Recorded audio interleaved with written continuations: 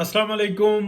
हमारे बड़े ही प्यारे दोस्त भाई हैं जी, इमरान शफकत साहब टेलिंग्स से प्रोग्राम करते हैं और एक्सीलेंट प्रोग्राम करते हैं।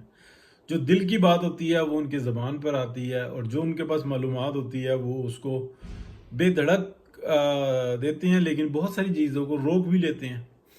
अच्छे इंटेलेक्चुअल हैं, लेकिन लाहौरी जो कल्चर है उनकी ज़बान से, उनके रवैये से वो बिल्कुल वाज़ेह महसूस होता है। बहरहाल बात वो करते हैं, सच्चाई के साथ करते हैं, दयानतदारी के साथ करते हैं। इसी तरीके से अगर हम देखें तो रज़ी दादा हैं, जो आज से तकरीबन 3 साल पहले तक जो उनसे थे ना, वो बेधड़क जो उनसे ना बात करते थे, और वो ऐसे डेंजर टाइम के अंदर, ख़तरनाक वक्त के अंदर, औकात के अंदर बेधड़क बात कर रहे थे जिसकी ज़रूरत थी।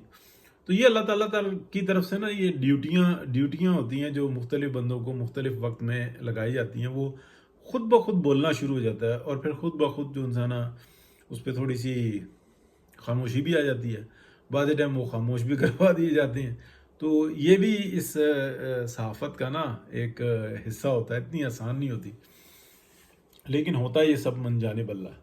अब मैं आपको मेरे जैसा जो शख्स है, जो ना सहाफ़ी है ना वो अ, बस ठीक है बात करते हैं, इस हमारे जैसे लोगों के लिए एक लफ्ज़ मुतारिफ़ हुआ है एक्टिविस्ट, के ये एक्टिव होते हैं।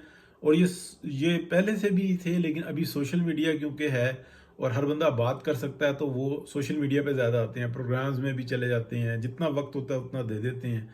यानी कि मुझे प्रोग्राम्स की तरफ से बहुत ज़्यादा ऑफ़र होती है, लेकिन मुझे अपना दाना पानी का भी मामला करना होता है, तो इसलिए जितना वक्त होता है हम उतना ही दे पाते हैं। आप जैसे भाई जो दोस्त होते हैं वो सपोर्ट भी कर देते हैं, शेयर कर लेंगे, सब्सक्राइब कर देंगे, लाइक कर देंगे, तो उनकी वजह से ना थोड़ी सी बेहतरी होती रहती है। नहीं करते तो फिर वो मामला जो है ना महदूद रहता है। कमेंट करते हैं, बताते हैं, तो ये सपोर्ट होती है। सबसे बड़ी सपोर्ट यही होती है कि सब्सक्राइब करें, लाइक करें, कमेंट कर दें। ये बेस्ट सपोर्ट होती है। अच्छा, अब मैं आपको बात करने लगा हूँ, चार पढ़े लिखों में बैठ जाओ और चुप करके सुनो, और जो वो बात करें उसके अंदर कोई नुक्ता हो तो उसको नोट कर लो, और कल को अगर मामला हो तो आपका सवाल बनता हो तो आप उसके ऊपर सवाल कर लो, वरना उस नुक्ते को याद रखो। तो ये अल्लाह पाक की ज़ात की खूबी होती है कि वो खुद ब खुद जो है ना उसका जवाब आपके सामने आ जाता है। और ये मामला जो है ना बहुत आसानी के साथ आ जाते हैं सामने। जो भी करेगा उसके साथ हो जाएगा। यानी कि कोई भी चीज़ को आप सोचेंगे ना उसका जवाब आएगा। किसी के बारे में आप सोचेंगे तो वो आपको टक्कर जाएगा किसी न किसी सूरत में। अच्छा, मोर देन 90%। अच्छा, अब मैं बताने लगा हूँ कि पाकिस्तान जो है ना ये फंस कहाँ पे गया है। ये पाकिस्तान की जो सियासत है ये फंसी कहाँ पे है और इसको फंसाया कैसे है। इंटेलेक्चुअल्स के गुफ्तगू का नतीजा मैं आपको बताता हूँ कि ये जो है ना तकरीबन 2000 से पहले पहले इस बात का अंदाज़ा लगा लिया गया था कि पाकिस्तान जो है ना जिन हालात के अंदर पहुंच चुका हुआ है, जिस तरह की आवाम है और जो इसका ख़त्ता है, इसको ना हम डिस्ट्रॉय कर सकते हैं, ना यहाँ की आवाम के अंदर सब्र जो है वो बड़ा अजीब किस्म का है। और पाकिस्तान की आवाम के अंदर जो जद्दोजहद की खूबी पाई जाती है, तो अगर ये बॉर्डर क्रॉस करते हैं, ये यूरोप में या अमेरिका में, कनाडा में पहुंचते हैं, तो ये अनथक जो है ना मेहनत करते हैं, 14-14 घंटे काम करते हैं, सातों दिन काम करते हैं, और बस इनके जहन में क्या होता है, अच्छा खाना खा लिया, ये यशी होती है इनकी। और पीछे जो है ना पैसे भेजे जाते हैं कि हमारी आने वाली नस्ल अच्छी हो जाए, हमारे बच्चे, हमारे भाई, हमारे माँ बाप जो है ना वो अच्छी खुशहाली की ज़िंदगी गुजारें। मोर देन 70-80% लोगों का यही जो है ना हिसाब किताब होता है। जो यूरोप और अमेरिका अमेरिका स्पेशली जो है ना और कनाडा इधर जाते हैं, वो कोशिश करते हैं, उनके बच्चे आ भी जाते हैं तो फिर वो अपने आप को सेटल कर लेते हैं। लेकिन इनके अंदर ये खूबी पाई जाती है पाकिस्तानियों के अंदर, किसी और के अंदर नहीं है इतनी। इंडियंस में भी है काफ़ी हद तक, लेकिन जितनी कि जहाँ पे जाते हैं ना ये उनके वफादार होके रहते हैं, उनके साथ गद्दारी नहीं करते। अगवानी बिल्कुल इनके बरक्स हैं। یہ جہاں جاتے ہیں نا یہ اغوانی رہتے ہیں اندر سے، اور دوسرے کے ساتھ کا نقصان کر کے تو یہ سمجھتے ہیں کہ ہم بہت بڑا کوئی کام کر رہے ہیں. اس کو جہاد کا لفظ تو نہیں کہنا چاہیے، لیکن یہ اپنی جانب سے یہی کہتے ہیں کہ یہ ہم جہاد کر رہے ہیں. یہ پاکستان کے اندر ہوں، یہ بنگلہ دیش میں ہوں، یہ انڈیا میں ہوں، یہ بغض ہی رکھنے والے لوگ ہیں. اسی طریقے سے انڈیا کے اندر نا کچھ لوگ ہیں ایسے اور کچھ ویسے ہیں. یہ ہم موضوع سے ہٹ جائیں گے. میں آپ کو پاکستان کی بتانے لگا ہوں. جب یہ 2000 کا سلسلہ چلا اور مشرف کا دور چل رہا تھا تو پتہ تھا کہ یہ جیسی مشرف کا دور ختم ہوگا تو اس کے اندر ایسا ہو سکتا ہے کہ پاکستان بالکل لمبا لیٹ جائے. لیکن یہ بھی کیلکولیٹ کر رہے تھے جو دنیا کی اسٹیبلشمنٹ تھی کہ ارد گرد کا ماحول ایسا ہے کہ ایک دم اس کے اوپر بوم آئے گا، دوبارہ یہ اٹھے گا، لیکن پھر ہمیں اس کو گرانا ہوگا، اور جیسے جیسے یہ اٹھتا رہے گا ہم اس ویسے ویسے اس کو گرانا ہوگا، اور اس کے اندر ایسا کینسر پیدا کرنا ہوگا کہ یہ اپنے آپ کو خود کھاتا رہے. تو پھر ہم یہ دیکھتے ہیں کہ ایک نا نئی نسل تیار کی جاتی ہے اور اس کو پورے طریقے سے سپورٹ کیا جاتا ہے، اس کو لیڈ کروایا جاتا ہے عمران خان سے. یہ بات اپنی جگہ پہ آ گئی. لیکن جو بات میں کرنے لگا ہوں، جو بتانے لگا ہوں، اس کے اندر یہ ہے کہ جہاں پہ وہ یوتھیا تیار ہو رہے تھے نا، وہاں پاکستان کی فوج جو بہت زبردست فائٹر ہے آج بھی، ان کو ان کی گھٹی میں اس کے اندر پوری جو نسل جو ہوتا ہے نا، جو مارشل ہو گئے یا دیگر ہو گئے، ان کو یہ بتایا گیا کہ یہ پاکستان ہی تمہارا ہے، یہ ملکیت ہے تمہاری. ان کی عوام جو ان سے ہے نا وہ آپ کی مرہون منت ہے کہ آپ نے زندہ چھوڑا ہوا ہے، ادروائز ان کی زندگیوں پہ بھی اختیار آپ کا. اور یہ پیوست کر دیا گیا اور نفرت جو انسان سکھائی گئی، بتائی گئی کہ یہ تمہارے تابع فرمان ہوں گے، ان کو بیوقوف بناتے رہنا، ان کے سامنے ہاں ہاں کرتے رہنے.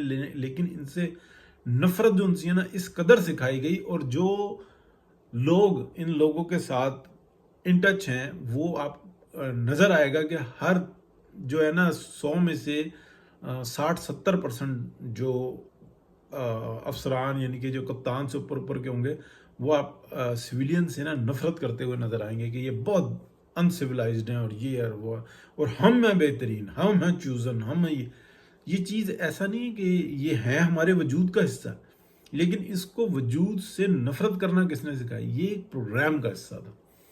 اب وہ بڑھتے بڑھتے جو نا اتنی بڑھ چکی ہوئی ہے کہ وہ کہتے ہیں کہ ہم نے اپنی غلطی نہیں مانی. ایک یہ جنرل فیض حمید کو اریسٹ کر لینا یہ کوئی بڑا معاملہ نہیں ہے. مسئلہ یہ ہے کہ وہ کہہ رہے ہیں کہ جنہوں نے ریٹائرمنٹ کے بعد جو کیا ہے ادارے سے ہٹ کے جو اس کے قوانین کو توڑا ہے اس کے اوپر ہم بات کر رہے ہیں. تو جو ادارے کے اندر رہ کے جن لوگوں نے کیا اور جو کر رہے ہیں ان کو کوئی نہیں پکڑے گا. وہ کون سا آئین اور قانون اجازت دیتا ہے؟ کون سا معاشرہ اجازت دیتا ہے؟ اب آپ یہاں پر آپ دیکھیں کہ یہ چیز آ جاتی ہے. تو یہ جو اس وقت کی صورتحال ہے نا، یہ میں آپ کو بتاؤں کہ جب یہ تفریق پیدا کی گئی معاشرے کے اندر تو یہ پہلی تفریق یوتھیوں کے اندر نہیں تھی کہ پی ٹی آئی کس نے لانچ کی. ٹھیک ہے، یہ بات آپ سمجھیے گا کہ پی ٹی آئی کس نے لانچ کی. پی ٹی آئی انہی لوگوں نے لانچ کی. اور پی ٹی آئی کو جو لانچ کرنے والے ہیں نا، اب آپ بات کو سمجھیں، پاکستان کا میڈیا سب سے بڑھ کر پی ٹی آئی کو لانچ کرنے والا، یعنی کہ عمران خان جو ناسور ہے، جو سوچ کا ناسور ہے، اس کو لانچ کرنے والا سب سے بڑا میڈیا. اس کے بعد پاکستان کی آرمی اسٹیبلشمنٹ، اس کے بعد آ جاتی ہے پاکستان کی جو جوڈیشری اسٹیبلشمنٹ، اس کے بعد آ جاتی ہے پاکستان کی بیوروکریسی کی اسٹیبلشمنٹ، اور پاکستان کے اندر جو ٹاؤٹ ہیں، جو بزنس مین بھی اپنے آپ کو کہتے ہیں، جو مفاد پرست ٹولہ ہے، جو ٹیکس چور ہیں، جو پاکستان کی ریاست کو کھاتے ہیں، سیاست دان نہیں ہے. اس میں یہ بات ذہن میں رکھنا، شاہ محمود قریشی سیاست دان نہیں ہے. یہ عجیب قسم کا نا یہ گورو کے وفادار رہے ہیں، یہ اس وقت میں اسٹیبلشمنٹ کے ساتھ چلنے والے ہیں. کوئی اگر یہ سمجھتا ہے نا کہ اس وقت میں یہ جو کاشت کاٹ رہے ہیں یہ اسٹیبلشمنٹ کی مرضی کے بغیر ہو رہا ہے، یہ ذہن سے نکال دے. یہ جو 5-6 جج جنہوں نے لیٹر لکھا ہے اپنی ہی چیف جسٹس کے خلاف اور اپنے ہی سسٹم کے خلاف، اگر یہ کچھ سمجھتا ہے اور یہ اسٹیبلشمنٹ کے اگینسٹ اٹھ کھڑے ہوئے ہیں تو یہ سب کچھ سمجھتا ہے کہ یہ اسٹیبلشمنٹ کے مرضی سے نہیں ہو رہا تو یہ چیز اپنے ذہن سے نکال دے. لیکن یہ ایسا کیوں ہو رہا ہے؟ اس لیے ہو رہا ہے دیکھیں کہ اس وقت میں صفائی جو ہو سکتی ہے نا عمران خان پروجیکٹ کی، جس کو ہم عمران خان پروجیکٹ کہتے ہیں، جبکہ میں یہ بار بار کہتا ہوں کہ یہ مائنس نواز شریف پروجیکٹ ہے. ٹھیک ہے، اب اس کے بعد مائنس مریم نواز بھی کہہ سکتے ہیں اس کے اندر. اس کی صفائی کا بہترین طریقہ ہے کہ اپنے سب سے پہلے گناہوں کا اعتراف کریں کہ ہم نے یہ زیادتی کی ہے، اور ہم جو ہے نا آئین اور قانون کے دائرے میں جا رہے ہیں. وہاں پر جانے کے لیے جو ہے نا نہ آرمی اسٹیبلشمنٹ تیار ہے، نہ جوڈیشری تیار ہے، نہ دیگر تیار ہے. اور آپ یہ دیکھ لیں کہ اس وقت میں جو جوتیوں میں دال بٹ رہی ہے، وہ کہتے ہیں کہ ہم نے 2/3 اکثریت تو دینی نہیں نا. تو یہ کس کی غلطی ہے؟ یہ کون ہے جو اپنے آپ کو خود کھا رہا ہے؟ یہ کینسر کب سے لگایا گیا؟ تو یہ اس وقت میں کینسر بڑھا ہوا ہے. اس کے اوپر مزید بات ہو سکتی ہے، وقت تھوڑا تھا، لیکن یہ کہا کہ یہ سارا جو ہے نا ایک دفعہ پھر ڈسکس کرتے ہیں کہ یہ ہے کیا مسئلہ. مسئلہ یہ ہے کہ جب تک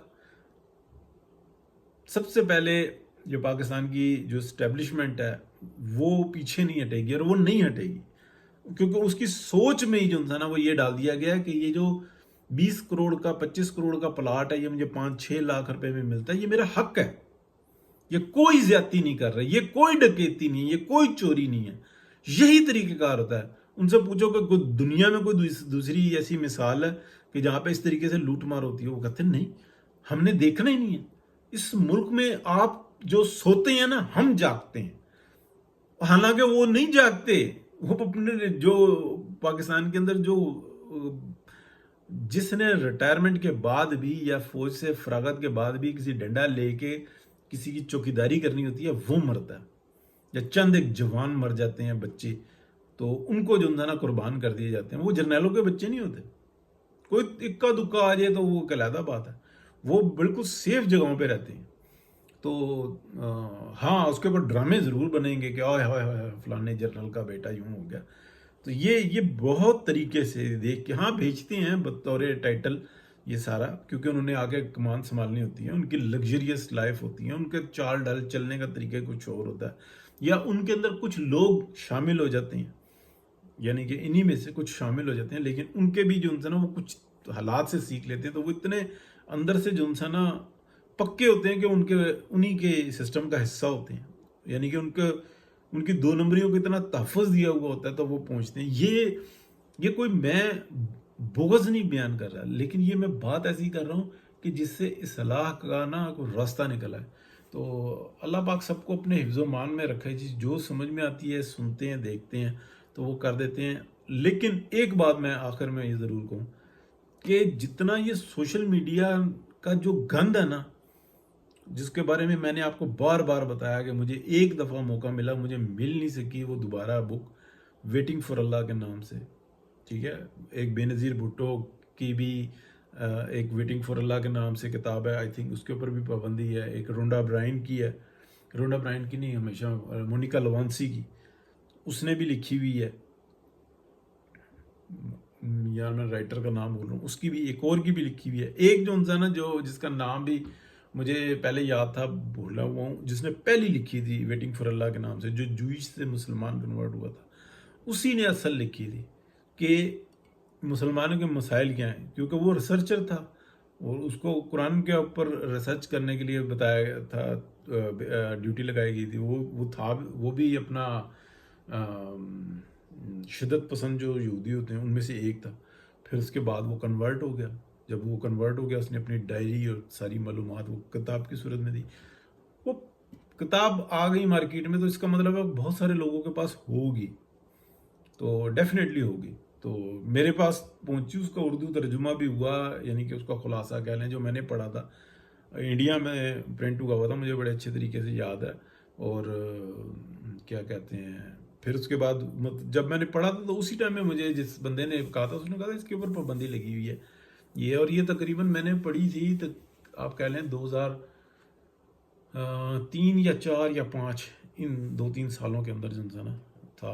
میں اگر چیک کرنے پہ آؤں نا تو وہ چیک کر سکتا ہوں، کافی حد تک ڈیٹس یا مہینے میں چیک کر سکتا ہوں، اس لیے کہ میں ایک جو ہے ڈپلوما کر رہا تھا، تو اس چکر میں جو تھا نا میں وہاں پہ تھا، تو ایگزیکٹلی وہ ڈپلوما بھی میرے پاس ہے، میں ٹائم نکال سکتا ہوں، لیکن ضرورت نہیں ہے.